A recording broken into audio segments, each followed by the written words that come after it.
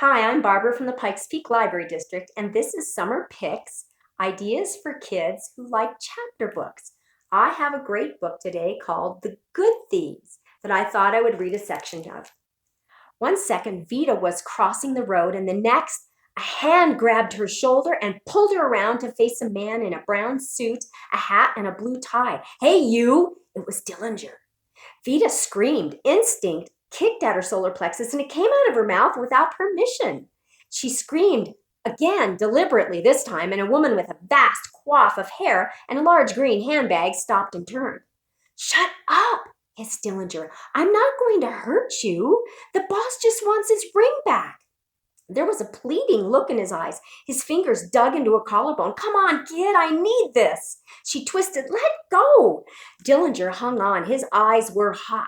So Vita ducked her chin and bit hard at his hand. Then she darted to the right into the oncoming crowd and ran as fast as her left leg would carry her, counting on the crowd to slow him down. "Stop her!" cried Dillinger. "Stop that girl! Thief!" This book is a great story about a girl who has to save her grandfather's mansion from the grip of a ruthless mobster. Vita and her three friends, a trapeze artist, a thief, and an animal whisperer, find a way to brave the many dangers of New York City in the 1920s.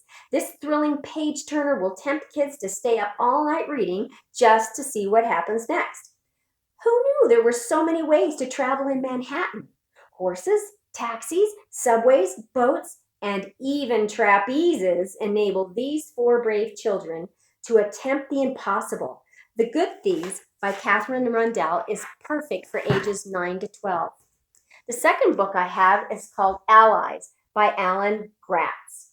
June 6, 1944, just before dawn, thousands of parachutes are seen plummeting to earth. They carry paratroopers to be dropped from airplanes directly onto German-held territory in France. The dangers they face are enormous. The part they will play in the war is crucial. Alan Gratz has given us a gripping tale in this book. The invasion of Normandy during D-Day is seen from the viewpoint of a number of soldiers, resistance fighters, and townspeople whose stories weave in and out of the fray that first day of fighting. Who will survive? This edge-of-your-seat story won't let you put this book down. The third book is called The Unsung Hero of Birdsong, USA. Certain things should never ever happen, especially on your birthday when you're riding your brand new bicycle for the first time down the street of Main Street.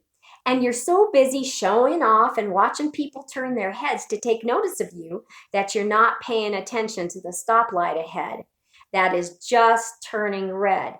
Then suddenly from the corner of your eye, you catch a glimpse of a car in the intersection heading straight for you. So for an instant, you figure you're definitely about to enter the pearly gates of heaven. And the only words that come out of your mouth are, "Holy moly!" Certain things like that should just never happen, but they did. Then in a flash, you get extremely lucky. Someone pushes you out of the way so you and that big yellow car don't collide. But instead, you take a very bad dive and wind up crumpled on the street. When Gabriel nearly gets killed riding his brand new bike, it sets off a string of exciting events and new friendships for him and the man who saved him. This is an intriguing story that'll keep kids turning pages to find out what kind of trouble Gabriel would get into next. Author Brenda Woods brings characters to life with a fast-moving plot and closer look at Jim Crow South after World War II. We hope you enjoy these titles, and we'll see you again. Bye-bye.